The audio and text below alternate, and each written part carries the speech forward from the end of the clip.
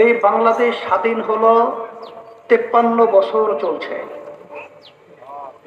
লক্ষ লক্ষ মানুষ এই স্বাধীনতার জন্য জীবন দিয়েছে, পঙ্গু হয়েছে, অনেক মা সন্তান হারা হয়েছে, অনেক স্ত্রী বিধবা হয়েছে, অনেক সন্তান এতিম হয়েছে।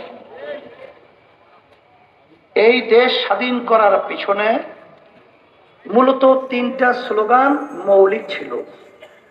তার ভিতরে একটা স্লোগান হলো সাম্য, আর একটা স্লোগান ছিল মানবিক মর্যাদা, আর একটা স্লোগান ছিল সামাজিক ন্যায় বিচার প্রতিষ্ঠা। কিন্তু দুঃখের মধ্যে বলতে হয়, আজকে বাংলাদেশ স্বাধীন হলো 53 বছর চলছে।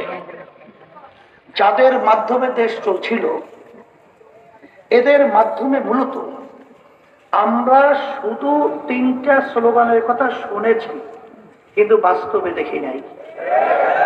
বরঞ্চ আমরা কি পেয়েছি?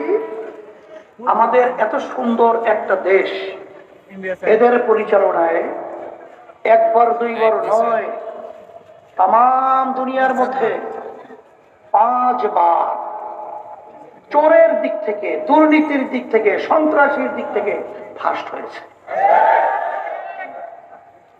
আমি মূলত এই কথাগুলো বলার মূল উদ্দেশ্য হলো, বারবার যদি আমরা দাগি চিহ্নিত এই স্বার্থান্বেষী মহলদেরকে আবার তাদের হাতে ক্ষমতা ন্যস্ত করি দেশ পরিচালনার, বিগত দিনের ইতিহাসের চেয়ে ভালো কিছু পাওয়া এটা কখনই আশা করা যায় না। এটা কোনো জ্ঞানী, কোনো মুমিন এটা করতে পারে না। এই জন্য আল্লাহ রাব্বুল আলামিন বলেছেন, যে জাতির ভাগ্যের পরিবর্তন তারা নিজেরা না ঘটায়, ওই জাতির ভাগ্যের পরিবর্তন আমি করি না। আমি আপনাদের সামনে যে নীতি আদর্শের কথা বলবো, সেই নীতি আদর্শের নাম হলো ইসলাম। ইসলাম একটা আরবি শব্দ, বাংলা অর্থ হলো শান্তি।